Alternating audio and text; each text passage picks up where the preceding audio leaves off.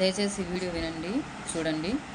శాలమన్న స్త్రీలను అవమానించారు, శాలమన్న స్త్రీలను అవమానించారు, పూలు పెట్టుకునే స్త్రీలను అవమానించారు, పూలు పెట్టుకునే స్త్రీలు వ్యభిచారులని చెప్పేసి సంబోధించి మాట్లాడారని చెప్పేసి అంటున్నారు.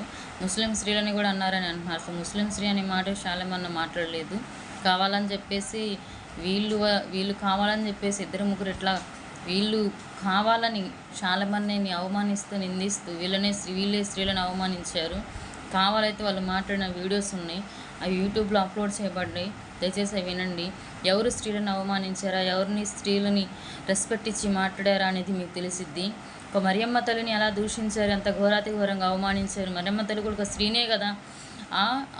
ఆ వారి సైతం ఆరాధించే వారి స్త్రీలని అందరినీ కూడా అవమానించారు. అసలు ఎంత ఘోరాతి ఘోరంగా అవమానించారు. శాలెమన్న అన్న మాటని వినండి, వీళ్ళన్న మాటల్ని కూడా మీరు వినండి. ఏది ఎక్కువ బూతు లాంగ్వేజీగా మాట్లాడిన వాళ్ళు పచ్చి బూతులు, ఒక స్త్రీ కానీ ఒక పురుషుడు కానీ వినలేని పచ్చి బూతులుగా మాట్లాడారు. మరియమ్మ తల్లి ఇద్దరు భర్తలు ఉన్నారని చెప్పి అది ఇదని అన్నారు. అది బూతు కాదా? మరి ఈ మాట మాట్లాడిన ఆ వ్యక్తికి మరి ఏ శిక్ష వేయాలి? అది దూషణ కాదా? వాళ్ళు మాట్లాడిన మాటలు మాట్లాడుతున్న ఇద్దరు మేడమ్స్ వినలేదా? విన్నారా కదా. మరి ఈ విషయంలో ఎందుకు స్పందించలేదు? స్త్రీజాతి కోసం నేనున్నాను, స్త్రీజాతి కోసం నేను వస్తున్నాను, నిలబడతాను, భారతీయురాలిని అన్నారు కదా. ఈ విషయంలో కూడా మీరు అలాగే స్పందించండి, అలాగే మాట్లాడండి. శాలెమన్న అన్న మాట ఏంటిది? అటువల స్త్రీల వలె ప్రవర్తించేవారు కాదు అన్నారు. అంటే మీరు అటువల స్త్రీల వలె కాదు కదా, మీరు మంచి ప్రవర్తన కలిగిన వారు కదా. మీకెందుకు రోషాలు, మీకు ఎందుకు ద్వేషం వస్తుంది? ఒకసారి ఆలోచన చేసి మాట్లాడండి మేడం. ఎవరైనా సరే వీడియో తీసి శాలెమన్న మీద మాట్లాడేటప్పుడు 1-10 సార్లు ఆ రోజు మెసేజ్ మొత్తం విని క్లారిటీగా మాట్లాడండి. మధ్యలో పనికిరాని మాటలు విని, సగం మాట విని సగం ఇదిగా మాట్లాడి ఎవరిని అవమానించాలని చెప్పేసి ముస్లిం స్త్రీలని అన్నారా? ముస్లిం స్త్రీలని శాలెం రాజు అన్న అనలేదు. నేను ఒక ముస్లిం స్త్రీనే, శాలెం రాజు అన్న మా ముస్లిం స్త్రీలను అనలేదు. మీరు అన్నారు. ఇంకొకసారి ముస్లిం స్త్రీలని అన్నారనే మాట మీరంటే మాత్రం మీ మీద రియాక్షన్ చేసుకోవాల్సి వస్తుంది. మేమందరం కలిసి, మా జాతి వారందరూ కలిసి. ముందుగానే చెప్తున్నా, పద్దాకలు ముస్లిం స్త్రీలని అసలు అనలేదు. మీరు మమ్మల్ని అవమానపరుస్తున్నారు. మీరు మా పరువు ప్రతిష్టలకి స్త్రీలకి మీరు మమ్మల్ని అవమానపరుస్తున్నారు. అన్నలా దూషించిన వాళ్ళని, బైబిల్ మీద యూరిన్ పోయిన అన్న వాళ్ళకి మరి వాళ్ళకేం శిక్ష వేయాలి?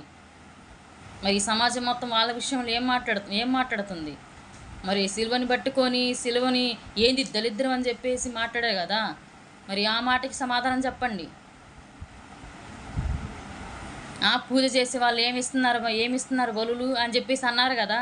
ఇవి ఇస్తున్నారా అని అన్నారు కదా. మరి ఆ మాటకు సమాధానం చెప్పండి. మాట్లాడే స్త్రీలు, భారతదేశం కోసం పోరాడుతున్న స్త్రీలు, చెప్పండి, మాట సమాధానం చెప్పండి మేడం. ఈ మాట సమాధానాలు రావు.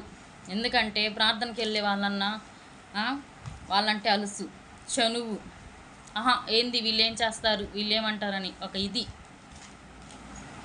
ఎవరైనా ఏ స్త్రీనైనా అవమానకరంగా మాట్లాడినప్పుడు అది శాలెమన్న మాట్లాడిన మాటలు ఎటువంటి అవమానకరమైన దూషణ లేదు. కేవలం వాళ్ళు మాట్లాడిన మాటల్లో మాత్రం చాలా దూషణకరమైన పచ్చి బూతులుగా ఆ వీడియోస్ ఉన్నాయి. అవి కూడా మీ ముందుకు మేము తీసుకొని వస్తామండి. శాలెమన్న మాత్రం ఏ స్త్రీని కూడా దూషించలేదు, ఏ జాతి వారిని దూషించలేదు. దయచేసి శాలెమన్నని ఎవరు కూడా అపార్థం చేసుకోకండి. లలిత కుమార్ గారు, కరుణాకరణ సుగుణ గారు, శాలెమన్న అనే రైడ్స్, చర్చికి వెళ్ళే స్త్రీలని అవమానించే రైడ్స్, చర్చికి వెళ్ళే సేవకుల్ని, చర్చికిని బోధించే సేవకుల్ని కానీ, చర్చికి వెళ్ళేవారిని కానీ, మరియమ్మ తల్లిని ఆరాధించే వారిని కానీ, వాటి విషయంలో ఆరాధన చేసే స్త్రీలని కానీ, అది అధికారం మీకెవరిచ్చారు?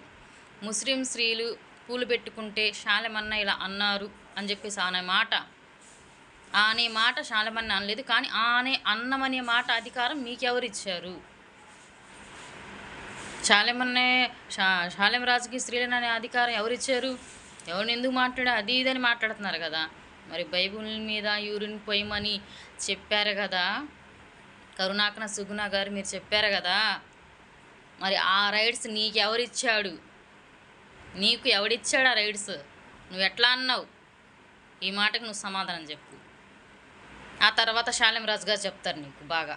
సమాధానం. ఇంకోటి, శాలెం రాజుని పట్టుకుని ఆడేవాడు ఎవరు సమాధానం ఇచ్చాడు? ఫస్ట్ నీకెవడిచ్చాడు సమాధానం? నా తెలియక అడుగుతా. నీకెవడిచ్చాడు సమాధానం?